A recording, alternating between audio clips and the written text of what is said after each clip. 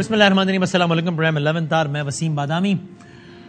پاکستان تحریک انصاف کے سربراہ عمران خان صاحب اس وقت مختلف مقدمات کا سامنا کر رہے ہیں اور ظاہر ہے سب کے ذہنوں میں سوال یہ کہ ان کا مستقبل کیا نکلے گا. ظاہر ایک سیاسی پہلو ہے اور ایک آئینی قانونی پہلو ہے. دونوں پہلوؤں پہ جائزہ لینے کی کوشش کریں گے. سیاسی پہلو کے حوالے سے پاکستان تحریک انصاف کی ex federal minister Shehryar Afridi sahib میں ہمارے ساتھ. سر بہت نوازش کہ بیان کیا دے رہے ہیں, کیوں دے رہے ہیں, کیا یہ بیان دینا ٹھیک ہے اور اب اس کی لیگل انٹرپریٹیشن کیا ہو سکتی ہے. ذرا کچھ ریناؤنڈ لائرز اور سابق جج صاحب ہمارے ساتھ موجود ہیں. جسٹس ریٹائرڈ شائق عثمانی صاحب ہمارے ساتھ ٹیلی فون پر. سر السلام علیکم. جج صاحب. وعلیکم السلام. بتائیں صاحب. سر خیریت سے ٹھیک ٹھاک ہے؟ جی بالکل, تھینک یو. سر ایک تو ابتدا میں آپ بھی ہیں ناظرین سے کہوں گا 16 دن ہو گئے ایئر کی بندش کو اور عدالت کے احکامات بالکل سرین واضح ہیں لیکن ARY نیوز بحال نہیں ہو رہا. آج یہ 16واں دن ہے. جج صاحب ذرا 2-3 حوالوں سے بات کرنی ہے. ایک تو یہ ذرا میں آپ سے بعد میں پوچھوں گا کہ انسداد دہشت گردی 780A کا مقدمہ کسی پر بھی درج ہو جائے XYZ تو اس کے کیا مضمرات ہو سکتے ہیں یہ بعد میں, لیکن اگر آپ ابتداءً اس پر اگر کامنٹ کر سکیں کہ ظاہر خان صاحب کا جو بیان ہے وہ تو ہمارے سامنے ہے جو کہ آئی ایم شور کہ جس کی کوئی بھی تعریف تو نہیں کرے گا کم از کم لیگل فریٹرنٹی میں سے تو وہ تو آئی ایم شور کہ آپ بھی اس کو سرائیں گے تو نہیں, لیکن کیا آپ کی رائے میں وہ کوالیفائی کرتا ہے کہ اس بیان کو بنیاد بنا کر 780A انسداد دہشت گردی کا مقدمہ بنایا جائے؟ دیکھیے میرا تو ویو یہ ہے کہ یہ جو اینٹی ٹیررزم ایکٹ کے تحت جو انہوں نے مقدمہ ان کے خلاف دائر کیا ہے جی اس میں بڑا کمزور کیس ہے. وہ انہوں نے ایسی کر دیا حالانکہ اس میں کوئی جواز نہیں ہے اس کا. اور خاص طور سے جب بعد میں ایک کنٹیمپٹ آف کورٹ کی ایک نوٹس اسی معاملے میں اسلام آباد ہائی کورٹ کی طرف سے آ گئی ہے تو اب تو اس کا تو کوئی بیسس ہی نہیں رہ گیا. میرے خیال میں یہ تو کیس بہت کمزور ہے. اسی وجہ سے آج آپ نے دیکھا کہ حالانکہ ٹیررزم کیس جو ہوتے ہیں اس میں عام طور سے بیل نہیں ملتی لیکن ان کو اجازت دے دی کورٹ نے اور ریسٹرین کر دیا کہ آپ اریسٹ نہیں کر سکتے. ٹھیک ہے, یہ آپ کا بیان ہے. اچھا اب یہی بیان اسی بیان کو لے کے ماتحت کے ایک جج کے حوالے سے ایک سیلر نے ایک سیاسی جلسے میں نام لے کے کہا ہے جو کہا ہے سب کو معلوم ہے. تو اسلام آباد ہائی کورٹ نے اس پہ خود توہین عدالت کا ایکشن لے لیا اور سارا. آپ کے خیال میں توہین عدالت کے حوالے سے کیس بنتا ہے اس پہ کوالیفائی کرتا ہے بیان؟ بالکل جی بالکل وہ تو بنتا ہے یقیناً, کیونکہ وہ بڑا غیر دانشمندانہ اسٹیٹمنٹ تھی عمران خان صاحب کا. حالانکہ بڑے سینسیبل آدمی ہیں لیکن میرے خیال میں جوش خطابت میں آ کے انہوں نے یہ بات کہہ دی. دیکھیے بات یہ ہوتی ہے کہ کورٹ میں جب آپ جاتے ہیں کوئی کیس ہوتا ہے کورٹ میں تو آپ کے خلاف بھی ہو سکتا ہے آپ کے فیور بھی ہو سکتا ہے. اگر آپ کے خلاف ہو جاتا ہے تو آپ جج کو تو نہیں کہہ سکتے کہ میں جج کے خلاف ایکشن لوں گا. جج نے تو اپنا فیصلہ دے دیا. اگر آپ کو فیصلہ قبول نہیں ہے تو آپ اس کے خلاف اپیل میں چلے جائیں. سر وہ کہتے ہیں اپنی وضاحت میں کہ میری مراد لیگل ایکشن تھی تو وہ لیگل ایکشن لینے یہ کہنا کہ میں جج کے خلاف لیگل ایکشن لوں گا اس میں کیا غلط ہے؟ وہ یہ کہتے ہیں نہیں لیگل ایکشن وہ کیا لیں گے آپ دیکھیں. بتائیے ایک جج نے اگر آپ کے خلاف فیصلہ کر دیا اس نے کیا کیا ان کے خلاف فیصلہ کر دیا. اب وہ خلاف فیصلہ کر دیا تو اس کے خلاف اپیل میں چلے جائیں اور کیا لیگل ایکشن آپ. سر میں بتاتا ہوں. ہاں یہ سوال جو ہم نے ان سے پوچھا یعنی کہ ان کی پارٹی کے لوگوں سے تو وہ کہتے ہیں کہ جناب ہم سپریم جوڈیشل کونسل میں جائیں گے اس جج کے خلاف. تو میں نے اس وقت یہی کہا تھا کہ ہمارے ساتھ کوئی سابق جج ہوں گے تو پوچھیں گے کہ ایسا ہو سکتا ہے ماتحت عدلیہ کے جج کے خلاف. ڈسٹرکٹ کورٹ کے جج کے خلاف سپریم جوڈیشل کونسل میں نہیں جاتے. اگر کوئی ڈسٹرکٹ کورٹ جج جو ہے وہ کوئی ایسا فیصلہ کرتا ہے جو کہ سراسر بالکل غلط ہے اور کسی وہ بیڈ فیتھ پہ بیسڈ ہے تو میلافائڈ سے بیسڈ ہے تو اس صورت میں آپ اس کے خلاف ایک اپلیکیشن فائل کر سکتے ہیں انسپیکشن ٹیم کے پاس. ایک ہوتی ہے انسپیکشن ٹیم ہوتی ہے تو انسپیکشن ٹیم کے پاس فائل کر دیں اور پھر وہ انسپیکشن ٹیم وہ اپنے طور سے اس کو دیکھتی رہتی ہے کیا اس کے فیصلے کیا کیسا کیا. لیکن کوئی تو سر اگر بفرض محال اگر وہ کہے کہ جی دیکھیے جیسا آپ نے خود بتایا نا کہ بھائی یہ ایکشن کوئی لے سکتا ہے سپریم جوڈیشل کونسل میں نہیں جا سکتا یہ کر سکتا ہے تو بھائی ہم اسی جو بھی لیگل ایکشن ہو سکتا ہے ہم نے اسی لیگل ایکشن لینے کی بات کی تھی. اگر وہ یہ کہیں جواز نہیں تو وہ تو آپ کر سکتے ہیں. آپ کو اس کو اناؤنس کرنے کی پبلک میٹنگ میں اناؤنس کرنے کی ضرورت نہیں ہے. آپ کو وہ تو ایک نارمل طریقہ ہے پروسیس ہر روز ہوتا رہتا ہے لوگ کرتے رہتے ہیں لیکن آپ پبلک میٹنگ میں جج کا نام لے کر کے اور اس کو کہتے ہیں تو یہ تو ایک ایسی چیز ہے. لوگ اب اگر ایسا ہونے لگے تو پھر ہر ایک جج ڈرے گا کہ بھئی کوئی بڑا آدمی، کوئی امپورٹنٹ پولیٹیکل پارٹی کا آدمی ہے، اگر اس کے خلاف کوئی فیصلہ کر دے گا یا کر دے گی تو اس کے خلاف وہ کچھ ایکشن لیں گے، تو اس طرح تو کام نہیں چلے گا نا. اب جو آج جو فیصلہ ہوا ہے وہ ان کے فیور میں ہوا ہے، یعنی وہ اس میں سے فزیکل ریمانڈ میں نہیں دیا اس نے، جو دوسرا جج تھا شہباز گل کے حوالے سے. جی ہاں جی اس کی انہوں نے تعریف کر دی. اب یہ تو صحیح نہیں نا کہ جس نے آپ کے خلاف فیصلے کیا آپ اس کے خلاف ایکشن لیں گے، جس نے آپ کے فیور میں کر دیا آپ اس کی تعریف کر رہے ہیں. یہ تو بالکل غلط چیز ہے نا. جو ایک خاص طور سے ایک ایسے آدمی کا جو پرائم منسٹر رہ چکا ہے ملک کا اور جو امید کرتا ہے کہ دوبارہ پرائم منسٹر بنے گا، تو اگر آپ دوبارہ پرائم منسٹر بنیں گے تو کیا آپ چاہیں گے آپ کی جوڈیشری اس طرح سے چلے گی؟ اور سر ایک اعتراض یہ آیا انہی کی صفوں سے کہ وہ یہ کہتے ہیں کہ صاحب از خود نوٹس لینے کا اختیار تو صرف سپریم کورٹ آف پاکستان کے ججز کو یا چیف جسٹس کو ہوتا ہے. اس پہ آپ بتائیے. وہ صحیح ہے، لیکن جہاں پہ کنٹمپٹ آف کورٹ کی بات ہے وہ تو کورٹ کی کنٹمپٹ ہے. اب یہ جج جو تھا وہ اسلام آباد ڈسٹرکٹ کورٹ کا جج تھا جو کہ ڈائریکٹلی انڈر آتی ہے اس کے اسلام آباد ہائی کورٹ کے نیچے آتی ہے، تو اسلام آباد ہائی کورٹ کو پوری رائٹس ہیں کہ وہ اس میں نوٹس دے اور اس contempt of court notice issue کرے. اور سر آپ کی نظر میں غیر مشروط معافی عمران خان صاحب کو مشکل سے بچا سکتی ہے یا اس بعد بھی مسائل برقرار رہ سکتے ہیں؟ دیکھیے یہاں پہ سچویشن یہ ہے کہ نارملی ہوتا یہ ہے کہ اگر کبھی کنٹمپٹ آف کورٹ نوٹس ہوتی ہے تو آپ جب جاتے ہیں جج صاحب کے سامنے تو آپ کہتے ہیں سوری میرے سے غلطی ہو گئی، میں انکنڈیشنل اپالوجی ٹینڈر کرتا ہوں، through myself at mercy of the court, آپ کیسے کہتے ہیں، تو کورٹ عام طور سے معاف کر دیتی ہے. کیونکہ وہ ایسا ہوتا ہے کہ کسی جج کے خلاف آپ نے کوئی بات کہہ دی تو انہوں نے معاف کر دی. لیکن یہاں پہ جج کے خلاف تو بات نہیں، انہوں نے تو یہ کیا ہے کہ سارے جوڈیشل سسٹم کو، سبارڈینیٹ جوڈیشری سسٹم کو جو ہے اس کو اٹیک کیا تاکہ آئندہ کوئی جج میں ہمت نہیں ہوگی کہ وہ کوئی فیصلہ کر سکے. یہ تو بہت ہی غلط چیز ہے.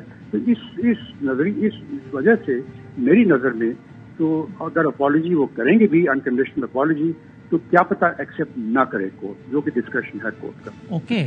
اوکے یعنی سنگین مضمرات ہو سکتے ہیں. اور سر توہین عدالت کی کم سے کم اور زیادہ سے زیادہ سزا کیا ہو سکتی ہے آئین کے مطابق؟ دیکھیے میکسیمم پنشمنٹ توہین عدالت کی ہوتی ہے 6 months simple imprisonment, not regular, simple imprisonment. لیکن اس میں رول یہ ہے کہ ایک دفعہ وہ کنوکشن ہوتی ہے. اگر ایک دفعہ آرڈر ہو گیا تو وہ کنوکٹ ہو گیا اور اس کے بعد وہ 1 سیکنڈ بھی اگر وہ رہتی ہے وہ کنوکشن تو وہ تصور کی جاتی ہے کہ وہ کنوکٹ ہو گیا اور پھر اس کے اثرات یہ ہوتے ہیں کہ وہ پھر 5 سال کے لیے وہ شخص الیکشن کے لیے نہیں جا سکتا، نااہل ہو جاتا ہے. صحیح ہے. And you will not be surprised اگر اس طرز کا کوئی فیصلہ آ جائے اس معاملے میں؟ جی میرے خیال میں تو یہ جو فیکٹس سامنے نظر آ رہے ہیں اس میں تو لگتا یہی ہے کہ شاید کورٹ جو ہے سپریم کورٹ، خاص طور سے اسلام آباد ہائی کورٹ، خاص طور سے جب 5 کے سارے ججز بیٹھے ہیں وہ شاید ان کی اپالوجی اگر وہ کریں. فرسٹ پہلی تو بات یہ ہے کہ میرے خیال میں اپالوجی کرنا عمران خان صاحب کی میجر کے خلاف ہے، وہ اپالوجی تو نہیں کریں گے، کنٹیسٹ کریں گے. لیکن وہ کنٹیسٹ کریں گے تو اور اپنے آپ کو مصیبت میں ڈالیں گے اور یقیناً میرے خیال میں ان کے خلاف فیصلہ ہو سکتا ہے اور اس کی وجہ سے وہ نااہل ہو سکتے ہیں 5 سال کے لیے.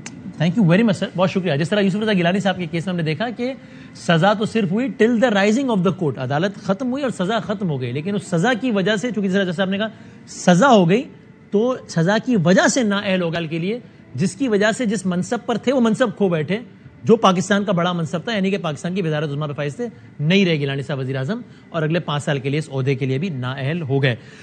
سلمان اکرم راجہ صاحب بھی ہمارے ساتھ، law expert. Sir thank you. Salman صاحب اگر مجھے اجازت دیں تو میں ذرا چونکہ اس کا لیگل اور سیاسی دونوں پہلو ڈسکس کرنا چاہ رہے ہیں تو میں ذرا شہریار آفری صاحب سے تھوڑا سا اس کا لیگل پہلو ڈسکس کر کے یہ سیاسی پہلو ڈسکس کر کے آپ کی طرف آؤں میں. شہریار صاحب کیا کرنا ہے عدالت میں وہ تو ظاہر لیگل ٹیم ڈیسائیڈ کرے گی، میں آپ سے نہیں پوچھ رہا آپ کیا کریں گے عدالت میں، لیکن آپ ویسے بھی آپ بڑی ہائی مورل گراؤنڈز کی سب بات کرتے ہیں، مقدس حوالے دے رہے ہوتے ہیں آپ، تو آپ سمجھتے ہیں کہ اگر تجاوز ہو گیا ہے کہیں الفاظ میں تو اس پہ معافی مانگ لینے سے کوئی چھوٹا نہیں ہو جاتا اور یہ عمل کر لینا چاہیے؟ بسم اللہ الرحمن الرحیم. سب سے پہلے آپ کا شکریہ وسیم بھائی. سر آپ کا شکریہ. تمام تعریفیں رب اور رب کے محبوب کی ہیں.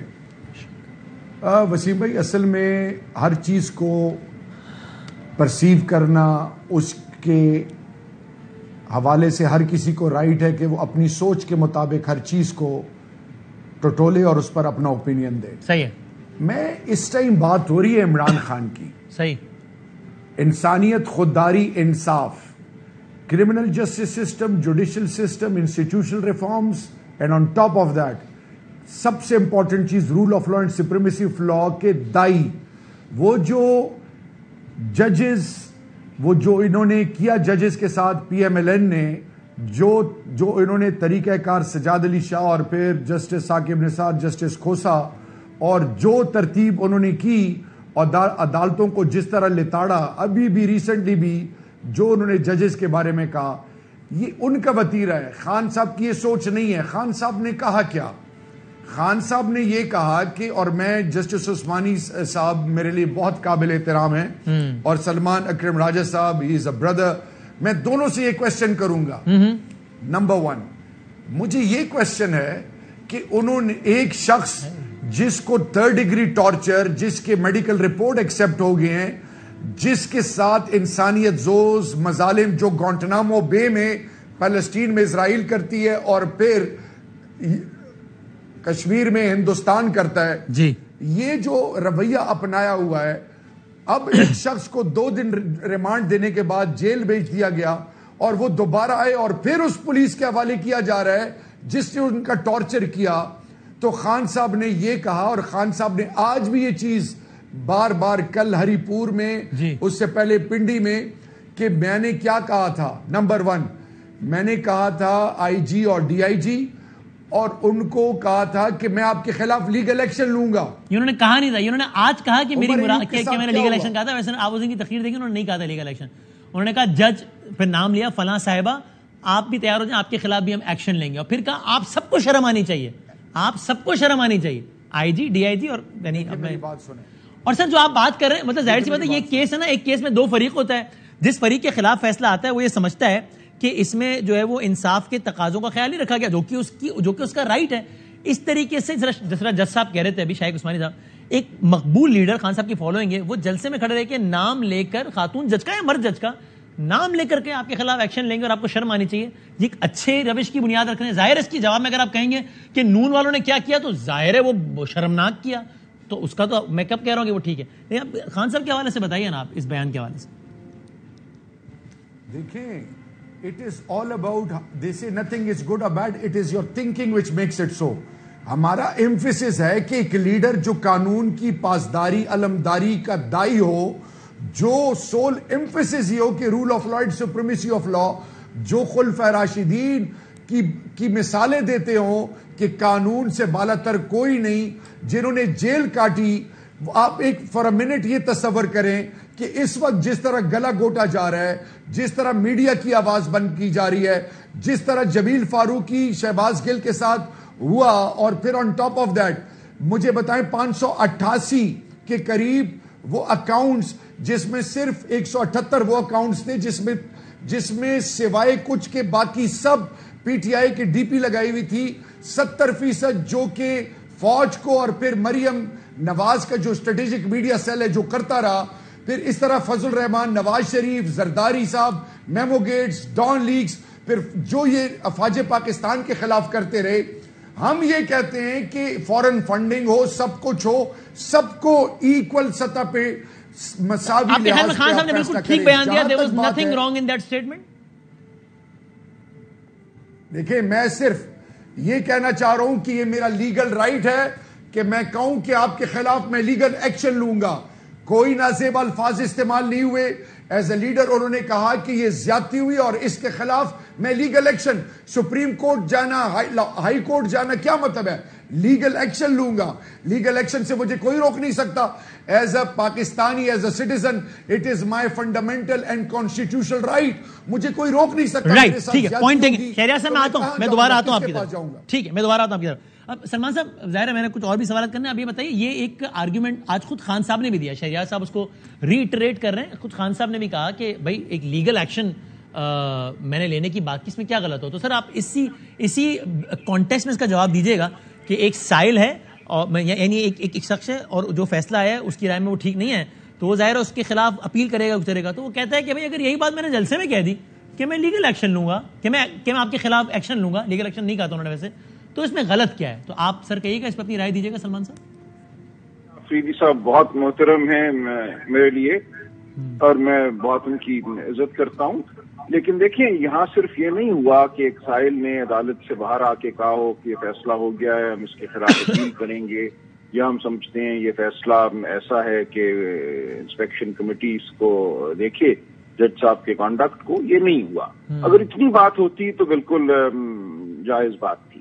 یہاں جو یہ باقی بات ہوئی، جو لہجہ اپنایا گیا، تم تو تیار ہو جاؤ، شرم کرو، یہ چیز نہیں ہو سکتی. دیکھیے اس طرح تو ہر جج جو ہے وہ چاہے سپریم کورٹ کا ہو، ہائی کورٹ کا ہو، ڈسٹرکٹ کورٹ کا ہو، اس کے فیصلوں کے خلاف اگر باہر نکل کر سائل خود یہ فیصلہ دے دے کہ جو کچھ ہوا ہے وہ شرمناک ہوا ہے اور اس جج کو شرم کرنی چاہیے اور اس کو تیار ہو جانا چاہیے اور یہ لہجہ اپنایا جائے جس میں ایک تذیق کا عنصر بہرحال موجود تھا، تو یہ بہت ہی سنگین بات ہے. اور میں بہت خلوص سے یہ التجا کرتا ہوں کہ اس معاملے کی سنگینی کو سمجھا جائے. خان صاحب کے جتنے بھی مشیر ہیں، رفقا ہیں، دوست ہیں، وہ اس کی سنگینی کو سمجھیں. اور اگر اس معاملے کو اس طرح سے دیکھا گیا کہ یہ تو رائٹ تھا ہمارا، اوروں نے بھی کیا، ہم نے بھی کیا، تو پھر کیا ہوا؟ اوروں کی بات تو پیچھے رہ گئی. اس وقت معاملہ جو ہے وہ خان صاحب کے حوالے سے ہے. فل کورٹ اسلام آباد ہائی کورٹ کا اب اس معاملے کو سننے والا ہے، اور اگر انہوں نے ایک لمحے کی بھی سزا سنا دی، انہوں نے کمٹ کر دیا، تو 5 سال کے لیے عملی سیاست سے، پارلیمانی سیاست سے خان صاحب باہر ہو جائیں گے. اور سلمان صاحب آپ کو لگتا ہے، جو میں نے جج صاحب سے سوال پوچھا، سابق جج صاحب سے، آپ کو بھی لگتا ہے کہ جو سنگینی ہے اس عمل کی، اس کی بنیاد پر اگر یہ کام ہو بھی جائے، جو کہ آپ نے کہا کہ بے شک till the rising of the court سزا ہو جائے، تو یہ بہت ہی کوئی تعجب کی بات نہیں ہوگی؟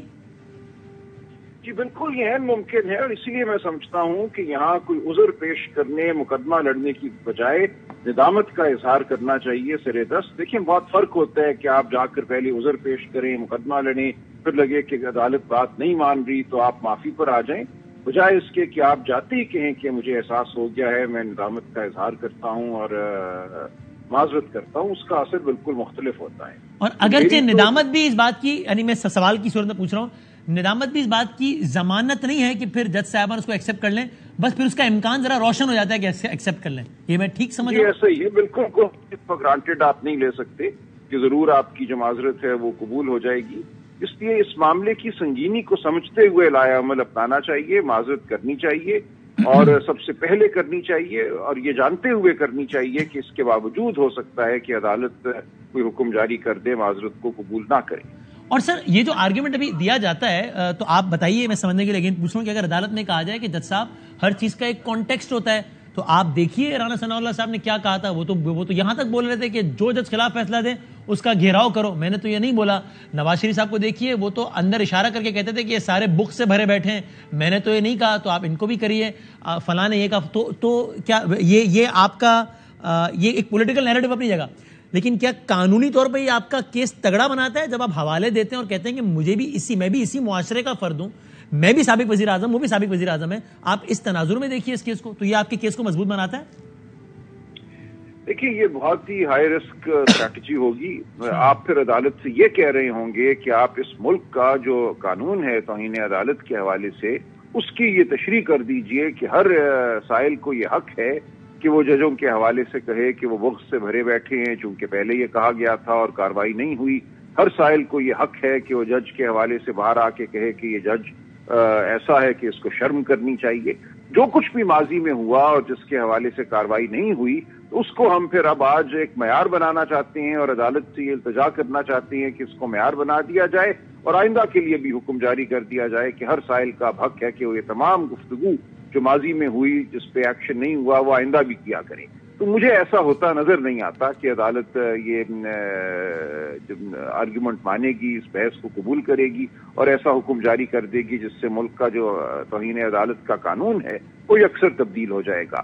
ماضی میں کچھ نہیں ہوا، وہ کیوں نہیں ہوا وہ ایک دوسری بات ہے، لیکن اس کو آج آپ اگر دلیل بناتے ہیں تو اس کے جو اثرات ہیں توہین عدالت کے قانون کے حوالے سے وہ ایسے ہیں کہ ان کو بیان کرتے ہی جو ان کی مذاکرہ خیزی ہے وہ سامنے آ جاتی ہے. اچھا، اور سلمان صاحب یہ بتائیے گا، چونکہ ظاہر ہے آپ کی تو ساری نظر ہے قانون اور آئین کے، آپ تو غوطہ زن ہیں اس دریا میں، اس سمندر میں، تو ظاہر ہے جو کچھ بیانات کا میں نے بھی حوالہ دیا وہ کسی بھی لحاظ سے قابل ستائش تو ظاہر نہیں، اور بڑے سخت نوعیت کے بیانات ہیں.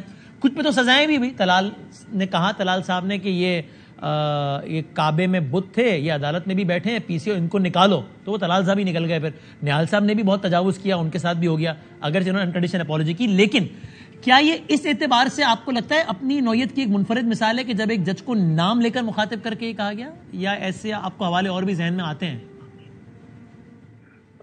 نام لے کے اس طرح کہنے کا تو میرے ذہن میں سر دست نہیں آ رہا، ہو سکتا ہے ایسا ہوا ہو. لیکن اس میں دیکھیں، ایک تو ہے کہ آپ اس متن کو کاغذ پہ لکھتے ہیں اور کہیں جی یہ کچھ کہا گیا، دوسرا آپ اس کو دیکھیں کہ لہجہ کیا تھا، موقع محل کیا تھا، اس کو بھی دیکھا جاتا ہے توہین عدالت کے معاملے میں. اب ٹھیک ہے، اب یہ میں سلمان سر میں آتا ہوں دوبارہ آپ کی طرف، پلیز اگر مجھے کچھ اور لیگل حوالے سے بات کریں تو شہریار صاحب دیکھیں، ظاہر ہے میں ان سے لیگل بات کر رہا ہوں، آپ سے تو سیاسی لینس کے ساتھ ہی بات کروں گا. اس روش کو شہریار صاحب ویسے بھی کہیں تو رکنا چاہیے نا، کہ جہاں آپ کا پورا حق ہے کہ آپ کسی صحافی کی رائے سے ڈس ایگری کریں، لیکن جہاں آپ ڈس ایگری، ابھی آپ نے ہمارے بھائی جمیل فاروقی صاحب کا حوالہ دیا جس میں مجھے یقین جانے کہ بڑا افسوس ہے مجھے کہ یہ نہیں ہونا. لیکن خیر میں یہ نہیں کہہ رہا کہ پی ٹی آئی ان کے کسی عمل کی ذمہ دار ہے، لیکن پی ٹی آئی کی ریلی میں انہوں نے جن صحافیوں سے وہ ڈس ایگری کرتے ہیں ان کا نام لے کے مرد آباد کے نعرے لگائے. آپ بالکل ڈس ایگری کریں گے، اور میں یہ نہیں کہہ رہا کہ پی ٹی آئی کا عمل ہے، ظاہر جمیل فاروقی صاحب کا عمل ہے، میں پی ٹی آئی کو ذمہ نہیں دے رہا، لیکن جو روش ہے کہ جہاں جس سے اختلاف ہے اس کو بس اس کو رگڑ دو، یہاں تک کہ روش بڑھتی بڑھتی ایک جج تک آ گئی. اس روش کا کچھ تو کرنا ہے نا شہریار صاحب، یا ٹھیک ہے بس یہ ہوتا ہے اس کا سیاسی فائدہ ہو رہا ہو، معاشرتی سطح پہ اس کا نقصان نہیں ہو رہا؟ دیکھیں جی، پہلی معاشرے میں بہت زیادہ پولرائزیشن ہے، Precisely. پریکٹسز کی بات ہو، قانون کی علمداری کی بات ہو، حق اور سچ کی بات ہو، ناموس رسالت کی بات ہو، اسلام و فوبیا کی بات ہو، پاکستان کی خودداری کی بات ہو، عام پاکستان کی عزت نفس کی بات ہو، اس کے تو اللہ کے فضل سے دائی خان صاحب ہیں. اب میں یہ کہنا چاہ رہا ہوں کہ ایک منٹ، عدالت کس چیز پہ فیصلہ، میں لیگل ایکسپرٹ نہیں ہوں، میں ایک اسٹوڈنٹ ہوں. عدالت فیصلہ کس پہ کرتی ہے؟ آپ ایک وکیل دلائل دیتا ہے، اگلا وکیل عدالت کو ایک فیصلہ سامنے رکھ کے دے دیتا ہے کہ جی یہ پریسیڈنس ہے، اس پہ فیصلہ ہوتا ہے. میں آج یہ کہنا چاہ رہا ہوں خدا کے لیے، پاکستان جس کا آئین قرآن اور سنت کے تابع ہے، اس ملک میں ایک شخص کا سیکچول اسالٹ ہوا ہے، اس کی عزت نفس کو مجروح کیا گیا، اس کو ٹارچر کیا گیا، 2 دن اس کی تذلیل کی گئی، اس کے بعد اس کو ہیلتھ کی جو ان کی رپورٹ سبمٹ ہوئی اس میں مانا گیا. اب میرا اسی بندے کو دوبارہ حوالہ کیا جائے. آپ نے اس کانٹیکٹ سے بھی یہ دیکھنا ہے کہ خان صاحب نے آج تک ایک بات کی ہے کہ اس ملک میں رول آف لا، قانون سب کے لیے، قانون کے تابع سب ہیں، قانون سے بڑا کوئی نہیں. اور قانون جب بھی خان صاحب کی مرضی کے خلاف فیصلہ ہے، انہوں نے عدالت کو مخاطب کیا اور تنقید کیا. اور اگین میں بار بار کہہ رہا ہوں، اس سے پہلے کہ آپ کہیں، میں یہ نہیں کہہ رہا کہ باقیوں نے نہیں کیا. تو یعنی میں آپ کو 2013 کا اسٹیٹمنٹ سناؤں، 2013 کا، اس میں انہوں نے کہا کہ الیکشن کمیشن اور خاص طور پر عدلیہ کا کردار شرمناک ہے.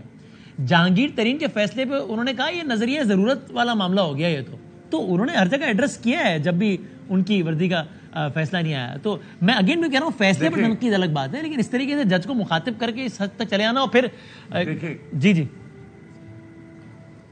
دیکھیں وسیم بھائی، اصل چیز کیا ہے کہ آپ کس کانٹیکس میں اور آپ کی نیت کیا ہے. ہم بجائے اس کے کہ ہم ججمنٹل ہو جائیں اور ہم مختلف اینگل سے، یہ کہانی بن کیوں رہی ہے اس وقت؟ اللہ کے فضل سے خان صاحب کو پاکستان کے اور دنیا کے امت کے اور انسانوں کے دلوں میں خان صاحب کے لیے محبت. آج پوری دنیا یہ ATC میں جو ڈرامہ اور جس طرح پاکستان کی جگسائی کی ہے اور جس طریقے سے مختلف پروپیگنڈے اور جھوٹ بول رہے ہیں، 42% انفلیشن ہے، سیلاب سے لوگوں کی زندگی کا کیا حال ہے، اور یہ صرف خان کو گرانے کے چکر میں اس کے لیے یہ مختلف حربے استعمال کر رہے ہیں. لیکن اس کا یہ مطلب نہیں کہ ہم کسی بھی حوالے سے کوئی ایسی حرکت کریں جس سے قانون کو یا کسی حوالے سے کسی کی دل آزاری ہو. میں صرف یہ کہنا چاہتا ہوں کہ as a responsible team player of Imran Khan, ہمارے کسی وہم و گمان میں بھی نہیں ہے کہ ہم عدالتوں کو انڈرمائن کریں یا ان کے ڈیسیجنز کو چیلنج کریں. ہماری لیگل ٹیم ویل ایکوپڈ ہے. آج بھی لوگوں نے واویلا کیا تھا کہ ATC کورٹ میں یہ ہو جائے گا وہ ہو جائے گا. ہم نہ بھاگنے والے ہیں نہ جھوٹ بولنے والے ہیں، نہ عدالتوں پہ حملے کرنے والے ہیں، نہ بریف کیسز کی سیاست کرتے ہیں، نہ ٹیلی فون کالز کے ذریعے ڈراتے دمکاتے ہیں. ہم صرف یہ کہتے ہیں کہ اس ملک میں اندر قانون کی علمداری، rule of law is mandatory, کیونکہ جو مادر پدر آزادی ہے، جو آج پورے پاکستانی قوم کو اپنے شکنجے میں لیا ہوا ہے، غریب کے لیے کوئی قانون اور انصاف نہیں. جائیں کسی تھانے میں اور حوالات میں جائیں، عام آدمی سسک رہا ہے. یہ جو ہمارے جوڈیشل سسٹم کے اندر لیکونز ہیں، یہ ہم نے ٹھیک کرنی ہے. ہم نے کرمنل جسٹس سسٹم پہ کام کرنا ہے. ہم نے اس ملک کے اندر عام آدمی کو یہ احساس دلانا ہے کہ آپ کی اس ملک ریاست کی ذمہ داری آپ کو پروٹیکٹ کرنا، جان و مال کا تحفظ کرنا. اب رہی بات انشاءاللہ اس کیس کی، رب ذوالجلال کے فضل سے خان صاحب اس سے، کیونکہ خان صاحب کی نیت کیا ہے آپ مجھے بتائیں. پارٹی کے چیئرمین ہے، ایک شخص امریکہ چھوڑ کے آیا، اسسٹنٹ پروفیسر تھا. ان کے جو 3 سینٹنسز ہیں، اصغر خان کیس کو اٹھا لیں، پھر یہ باقی لیڈر جو پی ڈی ایم جو ہم پہ مسلط ہیں، یہ جو گھس بیٹھی ہیں، انہوں نے کیا کیا نہیں کیا. جب قانون ہے تو سب کے لیے، غلط کیا تو پھانسی دے دیں.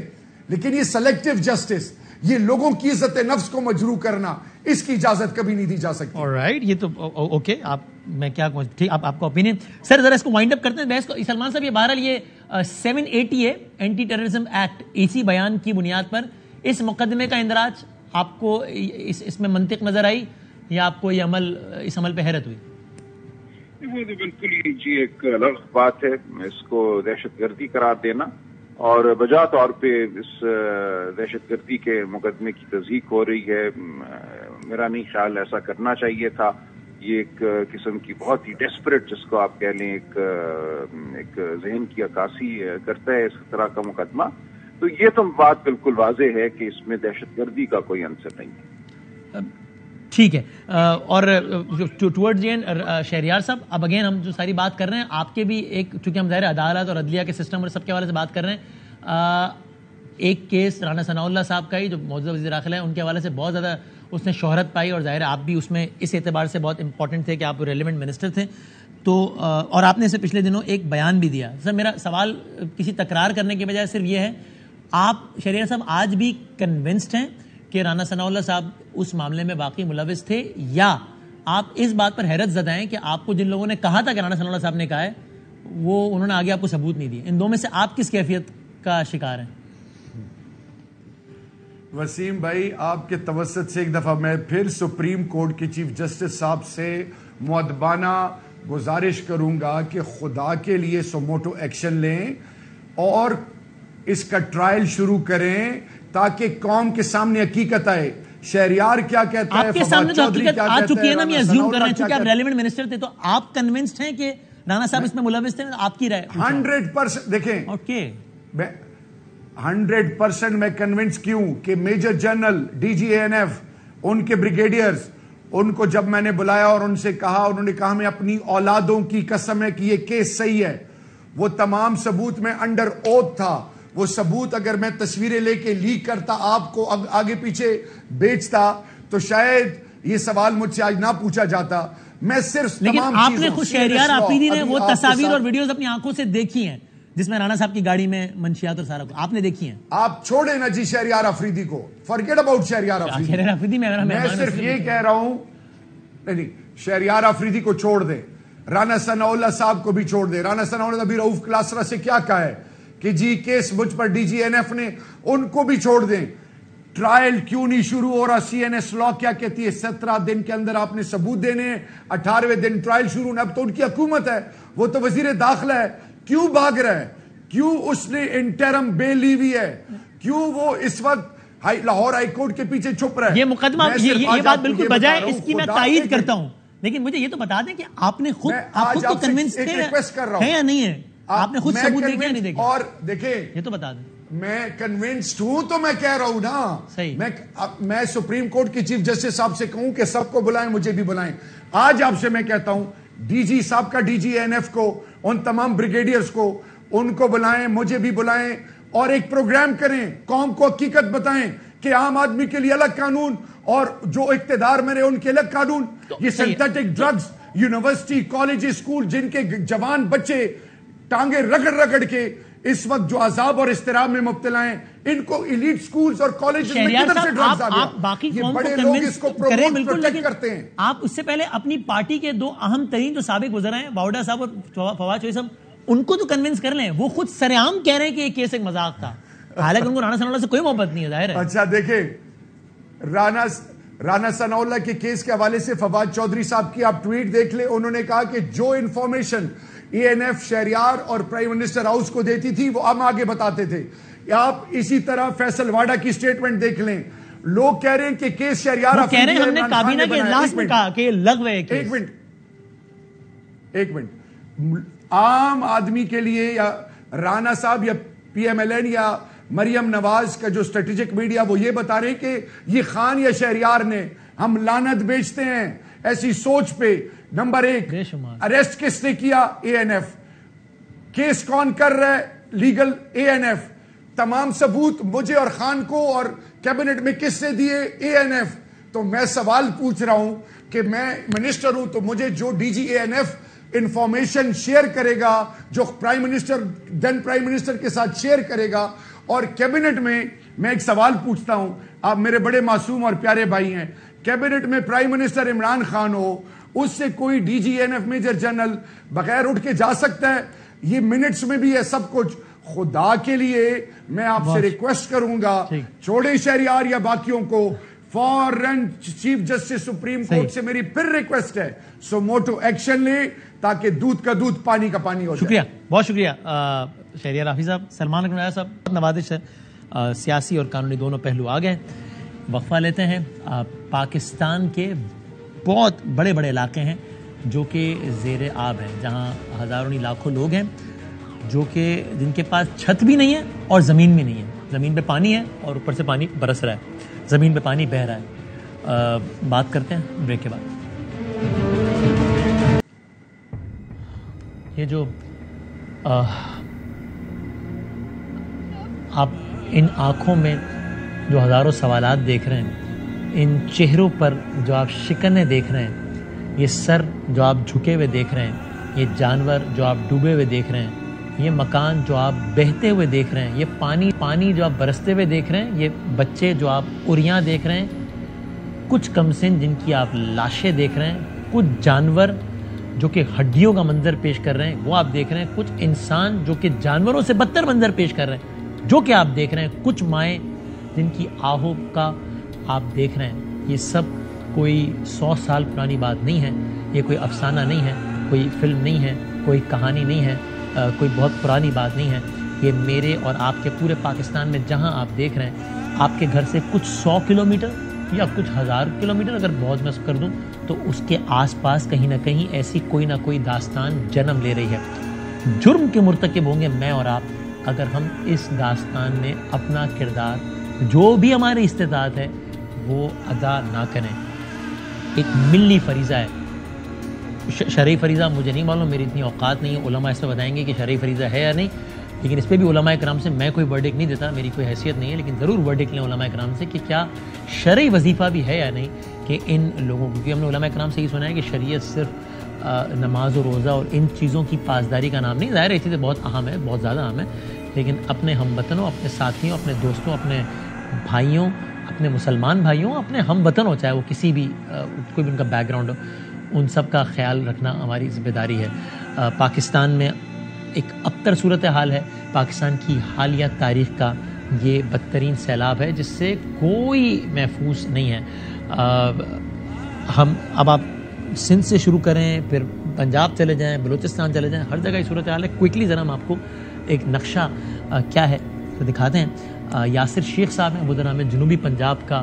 ہم نے ان سے احوال جانا, ہم نے ان سے کہا کہ آپ ذرا سم اپ کیجیے ہمارے لیے کہ جنوبی پنجاب میں کیا صورتحال ہے, تاکہ مختصر الفاظ میں ہمیں پتہ چل جائے کہ وہاں جنوبی پنجاب منظر پیش کر رہا ہے. تو یاسر شیخ صاحب نے ملتان سے ہمیں ان الفاظ میں اپڈیٹ کیا ہے.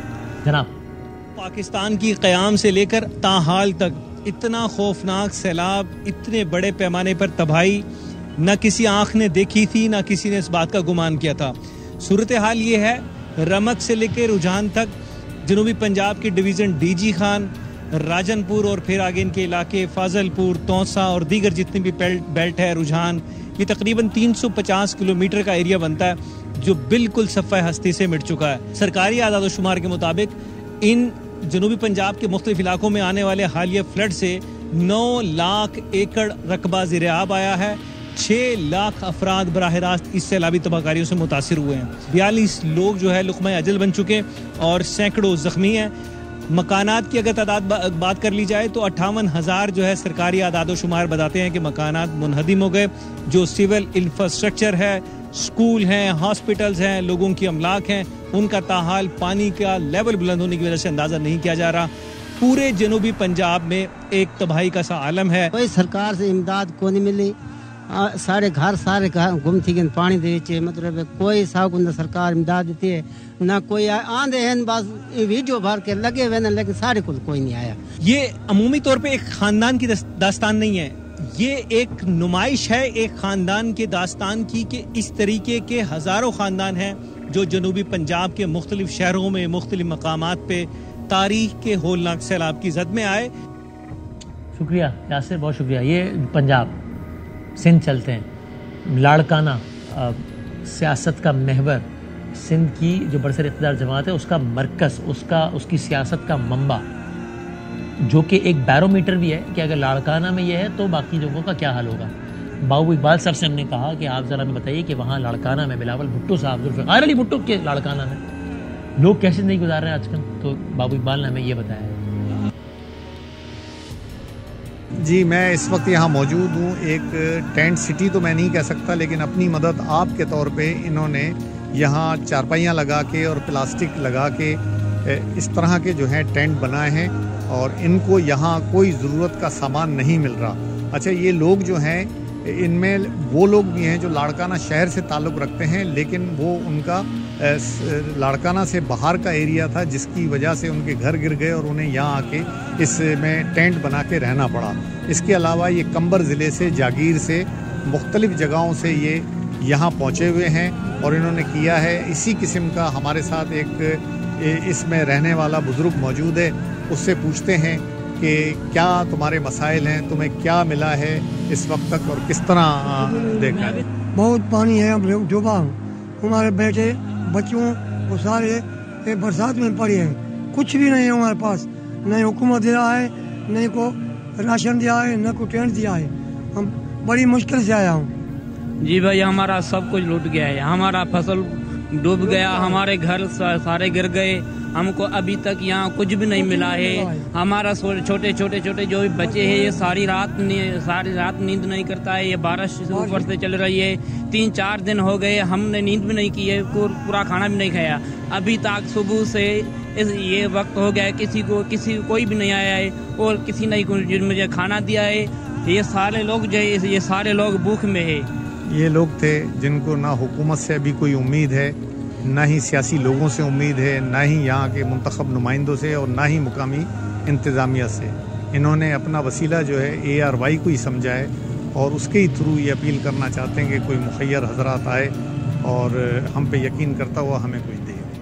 ایک ہو کا عالم ہے، ایک خوف کا عالم ہے، ایک مایوسی کا عالم ہے۔ پانی زندگی کی علامت ہے، ان لوگوں کے لیے یہ حیات کے خاتمے کا پیغام لے کر آیا ہے، اس لیے کہ یہ تو ابر رحمت ہے لیکن ہمارے اپنے ناقص انتظامات کی وجہ سے یہ زحمت بن گیا۔ ہر خاص میں سے متاثر ہوا ہے۔ پاکستان کا مشہور و معروف نام ہے اداکار ایوب کھوسا، کون ان سے واقف نہیں ہے، خود براہ راست متاثرین میں سے ہیں۔ آپ دیکھیے کہ ایوب کھوسا صاحب، اور یہ ایک داستان ہے، ایسی لاکھوں داستانیں ہیں۔ ذرا آپ دیکھیے ایوب کھوسا صاحب، پھر ہم ان سے بات بھی کریں گے کہ ان کو اس سیلاب نے کس طرح متاثر کیا۔ بیلا میں ہوں اور ڈسٹرکٹ لسبیلا میں آج کی جو صورتحال ہے وہ اس پانی کے بہاؤ کی وجہ سے پورا کوئٹہ کراچی کا راستہ جو ہے وہ بالکل کٹ گیا۔ مین ہائی وے تو کٹ گیا ہے لیکن جو چھوٹے موٹے راستے تھے آس پاس کے وہ بھی سارے کٹ گئے ہیں اور جو لوگوں کی زندگی ہے وہ بہت ہی زیادہ اس وقت بہت ہی مشکل میں ہے۔ یہ میں صرف اور صرف بلوچستان میں ڈسٹرکٹ لسبیلا کی بات کر رہا ہوں۔ اوور آل پورے بلوچستان میں جو صورتحال ہے وہ میں آپ دوستوں کے ساتھ میں ریکویسٹ کر چکا ہوں۔ میں ایک بار پھر آپ سب سے ریکویسٹ کرتا ہوں کہ خدا کے واسطے اور آپ آگے بڑھیں اور جہاں پہ آپ اتنے سارے کام کرتے ہیں وہاں پہ اگر آپ یہاں پہ چاہے ڈسٹرکٹ لسبیلا ہو चाहे डिस्ट्रिक्ट कलात मस्तूंग हो, चाहे कोयटा डिस्ट्रिक्ट हो, चाहे जोब हो, किला सैफुल्ला, किला अब्दुल्ला हो, झलमक्सी हो, कच्छी हो, नसीराबाद, जाफराबाद हो, वहाँ पे आप आएँ, लोगों की मदद करें, उनकी ज़िंदगी को आसान बनाएं। अल्लाह पाक आप लोगों की ज़िंदगी आसान करें। अयूब साहब अस्सलाम वालेकुम। भाई कैसे हैं? अल्हम्दुलिल्लाह ठीक ठाक। आप कहाँ हैं? आप किस तरह मुतासिर हुए इससे? मैं तो बहुत ही शदीद मुतासिर हुआ हूँ भाई। मेरा कैसे, क्या हुआ? दिल का गाँव है जो मेरी अपनी जमींदारी है वो तो डूब गई है, और इसी तरह से मेरा जो सोबतपुर है बलूचिस्तान में वो भी टोटली डूब गया है। और जो वहाँ पे जमीनों पे काम करने वाले लोग हैं या जो बाकी मजदूरी करने वाले लोग हैं वो तो या नकल मकानी करके चले गए हैं, या फिर वो जो करीब उनको जो पक्की सड़कें मिली हैं वहाँ तक तो उन्होंने पहुँचने की कोशिश की है। और कुछ लोग या तो कोयटा की तरफ निकलने का उन्होंने चाहा। अभी भी मुझे पता चला है कि सिटी के पास वो सारे बेतरो सामानी की हालत में ब्लॉक हो गए हैं और वो कोयटा तक नहीं पहुंच पा रहे हैं। वो न इधर के हैं न उधर के हैं। आप खुद अभी कहाँ हैं? आप कोयटा में? मैं खुद कोयटा में हूँ। मैं गांव जाना चाह रहा हूँ, लेकिन बोलान का रास्ता सारा ब्लॉक है। कराची मेरे तरफ कराची ब्लॉक है, तो मैं जिस तरफ से भी जाना चाहूँ मैं नहीं जा सकता। और मेरे पास जरिया एक था ट्रेन का, वो भी जो अंग्रेजों के बना हुआ पुल था वो भी बह गया, और अब तो ट्रेन का रास्ता भी कोई नहीं है। अब मेरे समझ में नहीं आ रहा, मेरे पास तो कोई हेलीकॉप्टर भी नहीं है कि मैं हेलीकॉप्टर कोशिश की जा सकूँ गाँव या कराची या सकूँ इसकी और तरफ जा सकूँ। मेरे पास बस ये सोशल मीडिया है और फिर आपका चैनल है या बाकी जो दोस्तों के चैनल हैं उनकी तरफ से बस मेरी कोई आवाज़ है जो आप दुनिया तक पहुंचा रहे हैं। मैं आप सबका बहुत बहुत जज़ाकल्लाह। अल्लाह ताला मुश्किलात आसान करे। बहुत शुक्रिया अयूब साहब। ये उनको लेने का मकसद ये था कि ये एक आवाज़ है, इनकी रसाई है। तो ऐसी कितनी आवाज़ होंगी जिनकी रसाई नहीं है? ज़ाहिर अयूब साहब को हम जानते हैं, फ़ोन मिला लिया, बीपर देते बताएं भाई क्या हो रहा है। ऐसी कितनी आवाज़ होंगी जिनकी, ऐसे कितने लोग होंगे जिनको उनके साथ क्या हो रहा है वो उनको एक्सप्रेस करना ही नहीं आता होगा। खोसा साहब को आता है। ये सब कुछ मेरे और आपके आसपास हो रहा है, कुछ 100 किलोमीटर दूर। मेरी और आपकी सबकी मिली जिम्मेदारी है इस पर अपने हिस्से की शम्मा जलाना। ब्रेक के बाद जरा आखिरी स्टोरी के साथ हाजिर होते हैं। तो फाइनली कोई एक ऐसी खबर आ रही है कि अल्लाह करे कि हमें जिसकी वजह से थोड़ा सा कोई हंसने मुस्कुराने का इस हब्स ज़दा माहौल में ज़रा सा कुछ खिलखिलाने का मौका मिले। और वो क्या है, एक बबल डेवलपमेंट होने जा रही है। एशिया क्रिकेट कप होने जा रहा है। और ये क्या है, एशिया कप क्रिकेट की ये वाहिद बराज़मी चैम्पियनशिप है, और इसकी जो जीतने वाली टीम है वो एशिया की चैंपियन बन जाती है। तो ये दुनिया क्रिकेट का वो वाहिद टूर्नामेंट है जिसमें हमेशा क्रिकेट कम डिस्कस हो रही होती है। पाकिस्तान वर्सेस इंडिया और ज़्यादा डिस्कस हो रहे होते हैं। तो अब की दफ़ा भी क्रिकेट के जो दो रिवायती हरीफ हैं उनका ये मुकाबला होगा। और 27 अगस्त से 11 सितंबर तक यूनाइटेड अरब एमिरेट्स में एशिया कप होने वाला है। 27 अगस्त से 11 सितंबर तक। पाकिस्तान वर्सेस इंडिया का में 28 अगस्त एक बार फिर दुबई के क्रिकेट स्टेडियम में मद्दे मुकाबिल है। इसमें बड़ी इंटरेस्टिंग बात यह भी है कि ये वही उसी ग्राउंड में ये मैच होगा जहां पर 25 अक्टूबर 2021 को अभी एक साल मुकम्मल नहीं हुआ, पाकिस्तान ने अपनी रिवायती हरीफ को पिछले साल T20 वर्ल्ड कप में 10 विकेटों से हराया था। जी हाँ, ये वही ग्राउंड है। तो 10 महीने के अंदर ये दोनों टीमें इसी ग्राउंड में एक बार फिर आमने सामने हैं। और इस साल ये क्रिकेट से भरपूर साल है। इस साल अक्टूबर में 2022 में ऑस्ट्रेलिया में T20 वर्ल्ड कप भी हो रहा है। तो उससे पहले लोग वाकई एक्साइटेड हैं कि T20 वर्ल्ड कप से पहले जरा पाकिस्तान और इंडिया को आमने सामने देखें, और उसकी बुनियाद पर T20 वर्ल्ड कप का भी तज्जिया करेंगे लोग। T20 की इस वक्त आलमी रैंकिंग में बहरहाल इंडिया का पलड़ा भारी है। इंडिया पहले नंबर पर है, पाकिस्तान तीसरे नंबर पर है। ये एशिया कप होना था श्रीलंका में, लेकिन वहां की जो इकोनॉमिक सिचुएशन आप सबको मालूम है, इस वजह से UAE शिफ्ट हुआ है। गुज़िश्ता जो 14 एशिया कप हो चुके हैं, ये 15वां होगा अभी। इसमें से 13 एशिया कप वनडे फॉर्मेट पर यानी कि 50 ओवर फी इनिंग की तर्ज पर खेले गए हैं। यानी कि ये एशिया कप की तारीख में दूसरा मौका है सिर्फ कि जब T20 फॉर्मेट पर हो रहा है एशिया कप। इससे पहले ऐसा 2016 में हुआ था। और ऐसा क्यों होता है, कभी 50-50 कभी 20-20? इसलिए कि एशियन क्रिकेट काउंसिल का यह फैसला है कि जिस साल जिस फॉर्मेट का वर्ल्ड कप होगा, एशिया कप का भी वही फॉर्मेट होगा। तो इस साल T20 वर्ल्ड कप है, इसलिए एशिया कप का फॉर्मेट भी T20 ही है। 2023 में एशिया कप की मेजबानी पाकिस्तान ने करनी है और वो वनडे फॉर्मेट है। 14 अब तक एशिया कप हुए हैं, श्रीलंका ने सब में हिस्सा लिया है। पाकिस्तान, इंडिया और बांग्लादेश ने 13 एशिया कप में हिस्सा लिया है। कौन कितनी बार जीता है? इंडिया 7 मरतबा जीता है, श्रीलंका 5 बार जीता है, पाकिस्तान सिर्फ 2 बार। بنگلہ دیش نے 3 مرتبہ فائنل کھیلا ہے لیکن جیت ایک بار بھی نہیں سکا ہے. تو اب ایشیا کپ کے مقابلوں کا سب کو انتظار ہے. 28 اگست پاکستان ورسز انڈیا ہے. دعا تو سب کی ہے کہ 11 ستمبر بھی پاکستان ورسز انڈیا ہو جب ایشیا کپ کی 2 بہترین ٹیموں نے فائنل کھیلنا ہے. دیکھتے ہیں کیا ہوتا ہے. زندگی صحت رہی تو اگلے پروگرام میں ملتے ہیں انشاءاللہ. اللہ حافظ. اہم ترین خبریں اب ایک کلک کی دوری پر. آپ کے پسندیدہ ٹاک شوز ہوں یا اہم ملکی یا غیر ملکی شخصیات کی نیوز کانفرنسز، ہر لمحہ باخبر رہنے کے لیے سبسکرائب کریں ہمارا یوٹیوب چینل. موسم کی صورتحال ہو یا کھیل کے میدان سے خبریں، اپنے موبائل فون سے ملکی اور بین الاقوامی اہم خبروں تک رسائی کے لیے ڈاؤن لوڈ کیجیے موبائل ایپ. باوثوق ذرائع سے مصدقہ خبروں، تجزیوں اور تبصروں سے مستفید ہونے کے لیے وزٹ کیجیے پاکستان کی سب سے بڑی نیوز ویب سائٹ www.arYnews.tv. ان سب کے علاوہ پاکستان کا سب سے بڑا فیس بک پیج ہو، سب سے بڑا نیوز انسٹاگرام اکاؤنٹ یا پھر ٹویٹر، ARY نیوز پہنچا رہا ہے خبریں سب سے پہلے آپ تک تاکہ آپ رہیں ہر لمحہ باخبر.